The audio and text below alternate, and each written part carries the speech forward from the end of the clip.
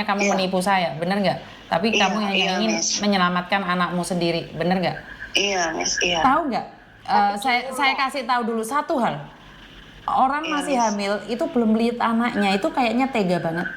Kamu yakin setelah lihat anakmu kamu tega? Yakin, Miss. Dengan hati. Yakin. Yakin ya? Umur berapa sih kamu? 21.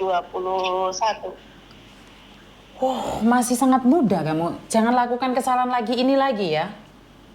Iya, Miss, tidak. Jangan lakukan lagi ya. Cukup sekali, Mbak. Untung kamu kenal Miss Yuni dan ada orang yang mau.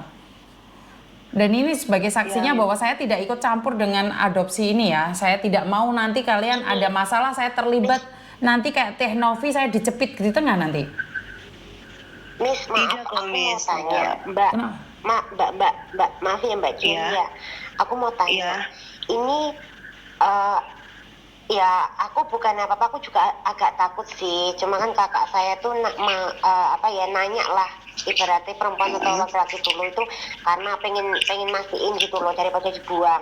Ini aku juga pengen pastikan suatu saat, entah itu saat ini karena majikanmu yang ngambilin kamu itu nggak mau anakmu, tapi adakah suatu saat bisa kamu mempertahankan anakmu itu, mereka menuntut tidak? Tidak Mbak. Tidak, yakin tidak. Sampai yakin? Iya, karena yang tahu ya gimana? Yang tahu saya hamil itu cuma kakak aja. Tapi saya tidak jawab. Saya tidak jawab apa kata dia tuh, bilangnya begini, Dek, kamu hamil kah? Katanya begitu. Tapi dia tidak bilang itu hamil karena siapa. Saya cuma diam aja, diam menangis, itu saja. Terus gini Mbak ya, karena Mbak kan ibaratnya kakak sudah tahu, Mbak juga harus izin benar-benar sepenuhnya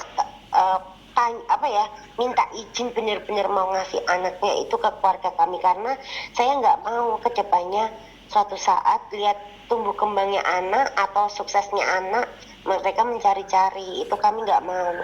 Jadi harus kakak juga izin sama keluarga gimana kalau ini anak diadopsi orang. Enggak Mbak, enggak. Kalau kakak kayaknya nggak mungkin deh dia menuntut itu kalau saya harus balik ke Kalimantan begitu, dia kayaknya nggak mungkin deh. Ya tapi kan lebih baik Mbak jujur dan cerita gitu loh. Kalau ini mau takutnya ya pihak keluarga kan khawatir gimana ya namanya nyawa ya Mbak ya. Jadi Mbak tanya, saya aja yang mau ngadopsi anak yang saya kandung, apakah keluarga itu setuju atau tidak?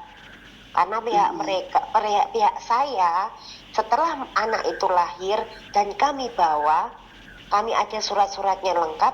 Suatu saat Mbak menuntut, kami nggak mau beresiko, gitu loh. Enggak kok Mbak, nanti karena begini Mbak, nanti gimana nanti kalau misalkan saya telepon kakak, saya tanya dia dulu. Iya, tanya pelan-pelan.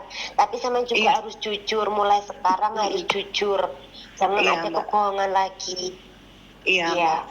Karena kami nggak mau urusan sama hukum, dan saya juga gini, kasihan anak itu, ibarat nanti kalau anak itu keluar ya, terus dia sudah bahagia di keluarga barunya, udah bahagia di keluarga kami, tapi malah diikut-ikutkan dengan seperti itu. Saya yang nggak mau gitu loh. Kami ikhlas, kami mau ngambil anak itu tanpa harus mengungkit masa lalunya yang seperti apa gitu loh Mbak. Paham kan? Iya paham. Oke, sudah clear ya. Nanti saya sambungkan lagi karena saya tidak ingin nih kalian saya sambungkan sekarang nomor HP tuker-tukeran terus kalian nanti nuntutnya ke saya nggak tahu apa-apa ya, karena ini disaksikan orang banyak. Karena saya tidak ingin nyawa ini dibuang itu aja, saya ingin menyelamatkan salah satu nyawa. Jika saya bisa menolong, saya akan tolong, tapi sekali lagi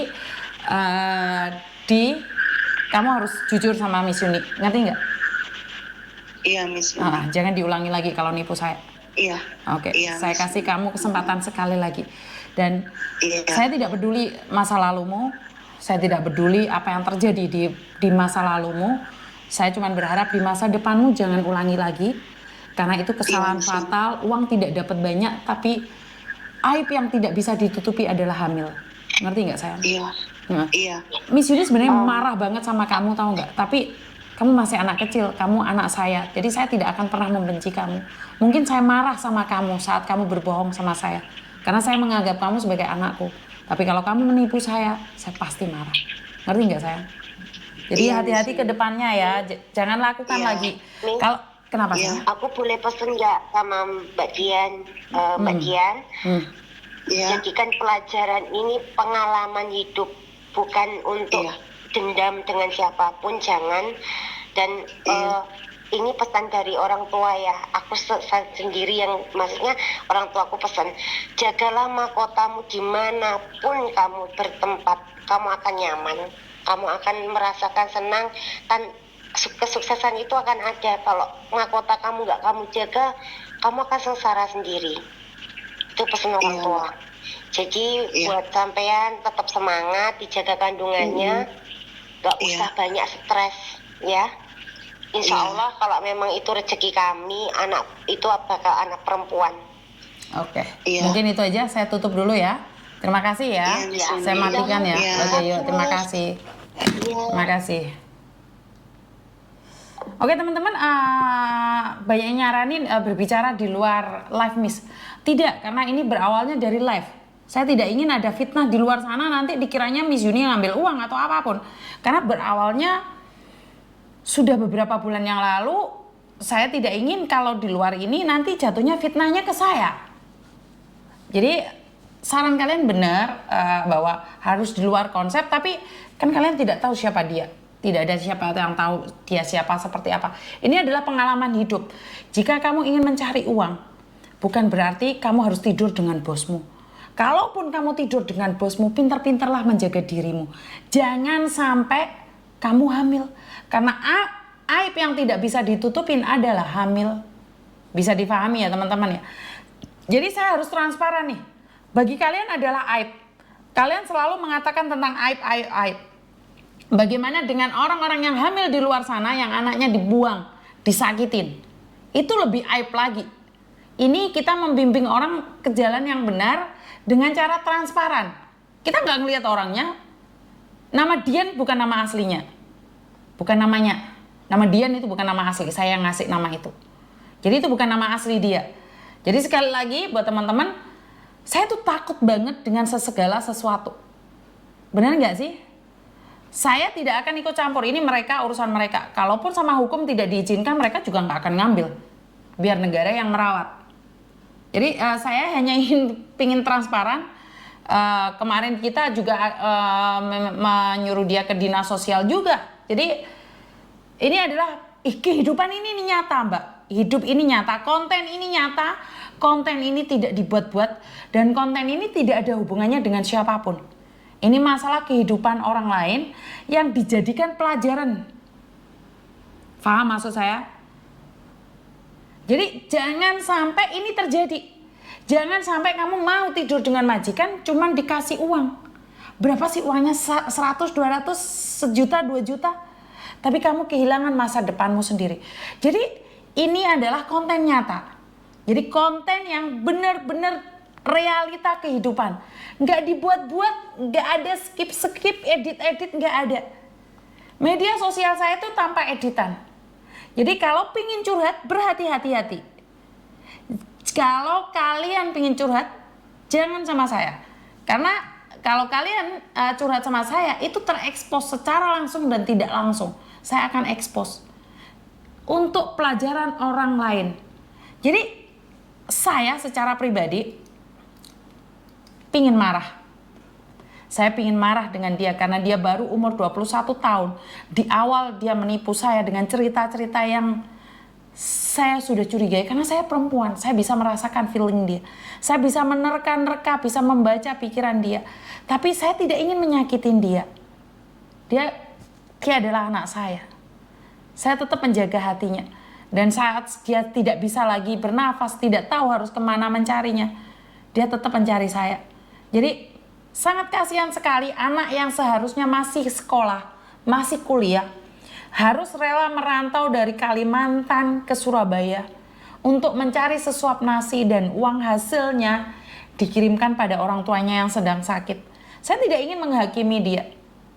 Dengan hasil seperti itu, dia sadar dia melakukan kesalahan.